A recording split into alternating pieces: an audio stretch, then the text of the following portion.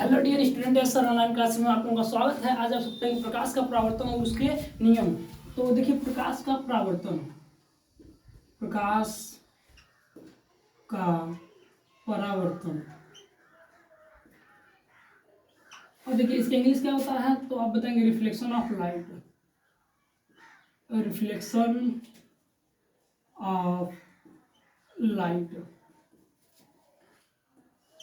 प्रकाश का परावर्तन। अब देखिए प्रकाश का परावर्तन होता क्या है तो आप बताएंगे जब प्रकाश किरण किसी चिकनी या पालीदार सतह पर टकराती है और टकराने के पश्चात उसी मार्ग में वापस लौट जाती है तो इस घटना को प्रकाश का परावर्तन कहते हैं। क्या बताएंगे जब प्रकाश किसी चिकनी या पालीदार सतह से टकराती है और टकराने के पश्चात उसी मार्ग में वापस लौट जाती है तो इस प्रकार प्रकाश के टकराने और वापस उसी माध्यम में लौटने की घटना को प्रकाश का परावर्तन कहते हैं। तो देखिए चित्र के माध्यम से समझिए। ये देखिए यहाँ पर पहला परावर्तक पृष्ठ लेंगे कोई भी। ये देखिए जो नीचे डिजाइन बना रहे हैं इसे कलई कहते हैं। क्या कहते हैं? कलई। किसका कर सकते हैं तो लाल ऑक्साइड का होता है, लाल ऑक्साइड का,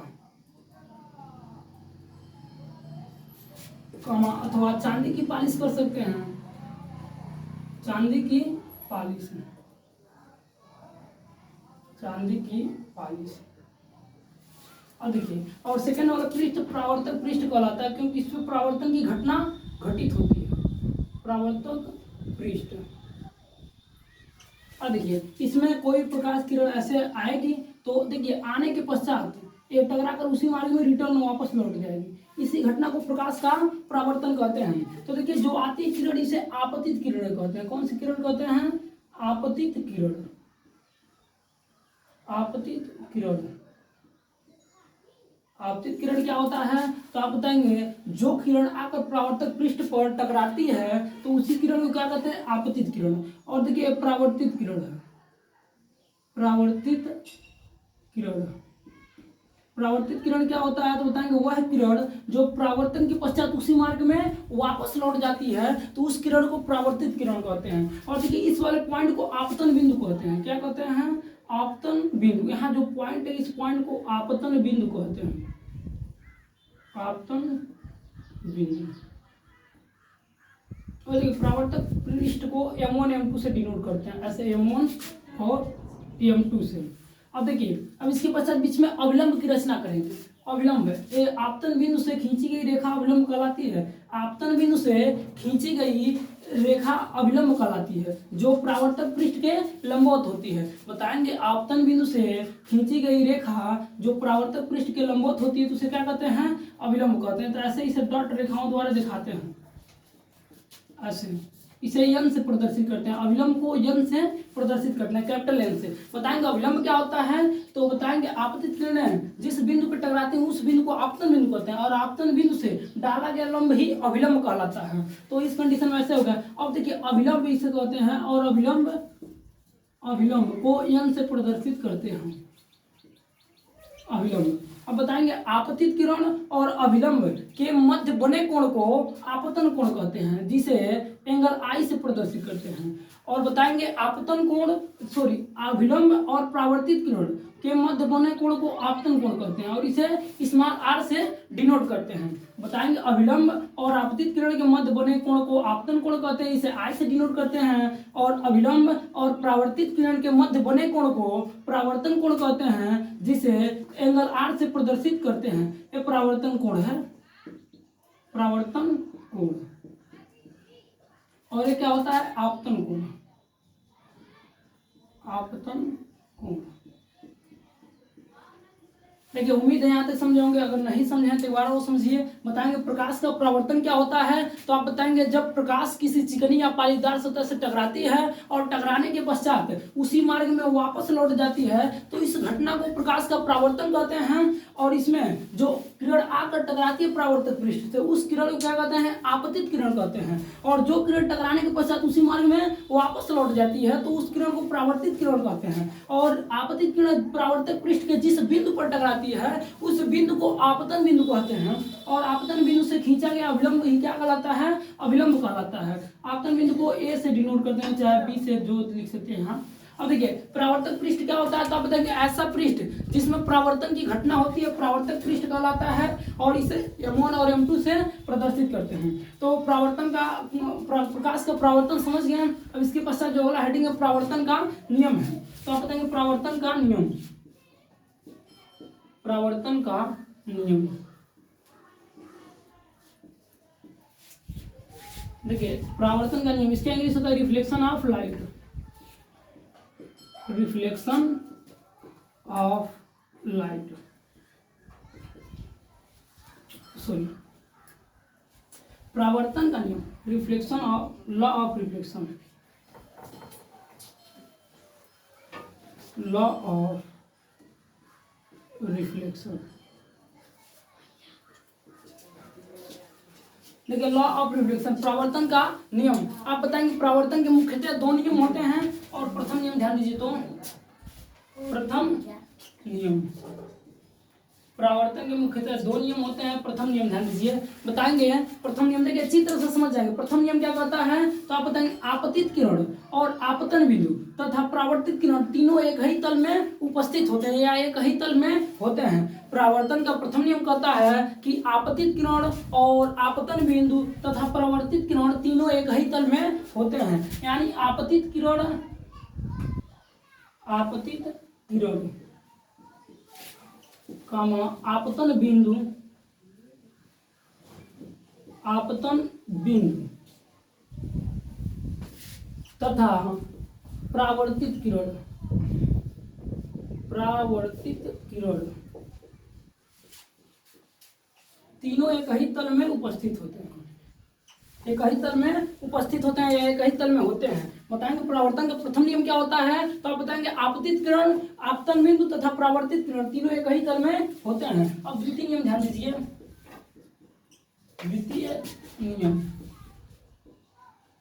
देखिए इससे सेकंड लॉ क्या होता है, द्वितीय नियम परावर्तन का क्या होता है, तो आप बताएंगे आपतन कोण और परावर्तन कोण सदैव आपस में बराबर होते हैं। आपतन कोण और परावर्तन कोण सदैव आपस में बराबर होते हैं, यानी angle I is equal to होता है एंगल आर। आपतन कोण और परावर्तन कोण क्या होते हैं, सदैव आपस में बराबर होते हैं। तो यहाँ तक समझ गए होंगे उम्मीद है। देखिए आपका हेडिंग था प्रकाश का परावर्तन। परावर्तन क्या होता है, तो आप बताइए जब प्रकाश की चिकनी या पारीदार सतह से टकराती है और टकराने के पश्चात उसी मार्ग में वापस लौट जाती है, तो इस घटना को प्रकाश का परावर्तन कहते हैं। जैसे आप लोगों के सामने चित्र है और इसके मुख्य बिंदु कुछ होते हैं, तो आपतित किरण क्या होते हैं, तो आप बताएंगे ऐसा किरण जो परावर्तक पृष्ठ पर आकर टकराता है उसे आपतित किरण कहते हैं। और परावर्तित किरण क्या होता है, बताएंगे ऐसा किरण जो परावर्तन के पश्चात उसी मार्ग में वापस लौट जाता है उस किरण को परावर्तित किरण कहते हैं। और अभिलंब क्या होता है, बताएंगे आपतित किरण परावर्तक पृष्ठ के जिस बिंदु पर टकराते हैं उस बिंदु को आपतन बिंदु कहता है, और आपतन बिंदु से खींचा गया लंब ही अभिलंब कहलाता है। और अभिलंब और आपतित किरण के मध्य बने कोण को आपतन कोण कहते हैं, जिसे आई से प्रदर्शित करते हैं। और अभिलंब और परावर्तित किरण के मध्य बने कोण को परावर्तन कोण कहते हैं, जिसे एंगल आर से प्रदर्शित करते हैं। अब देखिए परावर्तक पृष्ठ क्या होता है, तो आप बताएंगे ऐसा पृष्ठ जिस पर परावर्तन की घटना होती है परावर्तक पृष्ठ कहलाता है। अथवा किसी साधारण कांच को यदि उसकी एक तरफ कलाई कर दिया जाए, सेकंड पार्ट जो प्राप्त होगा उस पार्ट को क्या कहेंगे, उस तल को ही हम कहेंगे परावर्तक पृष्ठ। तो देखिए अब होता है परावर्तन का नियम क्या होता है, तब बताएंगे परावर्तन का प्रथम नियम आपतित किरण, आपतन बिंदु तथा परावर्तित किरण तीनों एक ही तल में होते हैं। आपतित किरण और देखिए आपतन बिंदु तथा परावर्तित किरण तीनों एक ही तल में होते हैं। और सेकंड नियम क्या होता है, तो आप बताएंगे आपतन कोण और परावर्तन कोण सदैव आपस में क्या होते हैं, बराबर होते हैं। तो इतना तक समझ गए होंगे। अब देखिए परावर्तन के प्रकार, परावर्तन के प्रकार, types of reflection, types of reflection. देखिए परावर्तन के प्रकार क्या होते हैं, तो आप बताएंगे परावर्तन मुख्यतः दो प्रकार के होते हैं, नियमित परावर्तन और अनियमित परावर्तन। परावर्तन मुख्यतः दो प्रकार के होते हैं, नियमित परावर्तन और अनियमित परावर्तन। तो देखिए पहला पढ़ेंगे नियमित परावर्तन क्या होता है। नियमित परावर्तन, नियमित परावर्तन जिसे रेगुलर रिफ्लेक्शन कहते हैं, रेगुलर रिफ्लेक्शन। देखिए नियमित परावर्तन क्या होते हैं, तो आप बताएंगे जब परावर्तन की घटना किसी समतल पृष्ठ पर होती है तो परावर्तित किरणें एक दूसरे के समांतर हो जाती हैं। जब परावर्तन की घटना किसी समतल पृष्ठ पे होती है तो परावर्तित किरणें सभी एक दूसरे के समांतर हो जाती हैं, तो इस घटना को क्या कहते हैं, नियमित परावर्तन कहते हैं। जैसे एग्जाम्पल समझिए, यहाँ पर इसको तो इरेज कर दे रहे हैं, इसकी कोई आवश्यकता नहीं है। और देखिए जब परावर्तन की घटना किस पे होती है, किसी समतल पृष्ठ पे, जैसे ऐसे पृष्ठ ले लेंगे और इस पे जब परावर्तन की घटना होगी, जैसे ऐसे 2-3 किरणें आएंगी समांतर एक दूसरे के, और देखिए ये समतल पृष्ठ है तो इस पे सभी किरणें एक दूसरे के समांतर निकल जाएंगी, सभी किरणें एक दूसरे के समांतर, तो इस प्रकार के परावर्तन को नियमित परावर्तन कहते हैं, नियमित परावर्तन कहते हैं, क्योंकि इसका परावर्तन पृष्ठ क्या होता है, समतल होता है, और समतल पे जब परावर्तन की घटना होगी तो उस परावर्तन की घटना को क्या कहेंगे, नियमित परावर्तन। और देखिए अब होता है अनियमित परावर्तन, सेकंड वाला क्या होता है, अनियमित परावर्तन, इसको भी इरेज कर देना है। देखिए द्वितीय होता है अनियमित परावर्तन, अनियमित परावर्तन, अनियमित परावर्तन, इसका इंग्लिश होता है इररेगुलर, इररेगुलर रिफ्लेक्शन,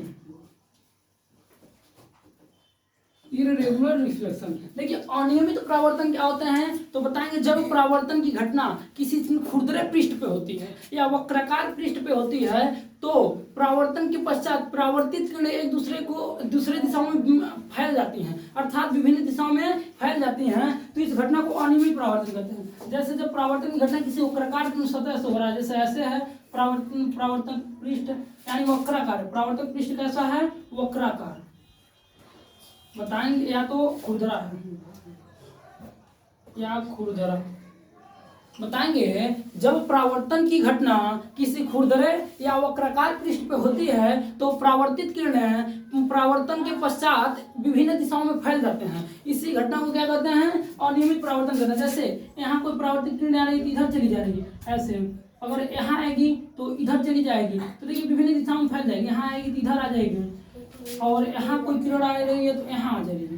तो आप बताएंगे परावर्तन की घटना, अनियमित परावर्तन क्या होता है, बताएंगे ऐसा परावर्तन जिसमें किसी खुरदरे या वक्राकार पृष्ठ परावर्तन की घटना होती है तो इसे इस प्रकार को अनियमित परावर्तन कहते हैं। और अनियमित परावर्तन का एग्जाम्पल आप लोगों को देखने को मिलेगा, जैसे अखबार, प्रतिदिन अखबार आप सब पढ़ते हैं, उस अखबार का जो पेज होता है वो रफ टाइप्स बना जाता है, अर्थात खुरदरा बना जाता है, क्योंकि उस पर अनियमित परावर्तन हो, उसके प्रकाश किरणें विभिन्न दिशाओं में फैल जाए, जिससे चकाचौंध कम होगी और आपको अक्षर सुस्पष्ट दिखाई देंगे, अक्षर आपको स्पष्ट दिखाई देंगे। और देखिए कभी कभी जंगले की खिड़कियां जो होती हैं, यानी खिड़कियों के जो जंगले होते हैं उसमें जो शीशा लगता है, उस शीशा यानी जो दर्पण लगता है, उस दर्पण को खुरदरा टाइप बनाया जाता है, जिससे चकाचौंध न हो और रास्ते के किनारे गाड़ी मोटर आए जाए तो उनको कोई असुविधा न महसूस हो। तो यहाँ पर इसका एग्जाम्पल अनियमित परावर्तन का देखने को पाते हैं। लेकिन नियमित परावर्तन में चकाचौंध ज्यादा उत्पन्न होता है, क्योंकि लाइट एक जगह परावर्तन की घटना होगी और जाकर किसी कई जगह पर फोकसित हो जाएंगे। यहाँ पर देखिए ऐसे जाएंगे समांतर जाएंगे एक दूसरे को, तो यहाँ पर चकाचौंध होने की संभावना ज्यादा रहेगी। अगर पेपर को खुरदरे पृष्ठ पे न छापा जाए तो उतना छोटा अक्षर पढ़ नहीं पाएंगे, चकाचौंध के कारण परावर्तन की घटना होगी और डायरेक्ट नेत्र पे वहाँ उसकी परावर्तित किरणें आएंगी, इस कारण हमें दिखाई नहीं देगा। तो हमें अनियमित परावर्तन का एग्जाम्पल इसी पेपर वाला दे सकते हैं और खिड़की वाला दे सकते हैं। तो इतना स्क्रीनशॉट लीजिए, उम्मीद है आप लोगों को समझ में आया होगा।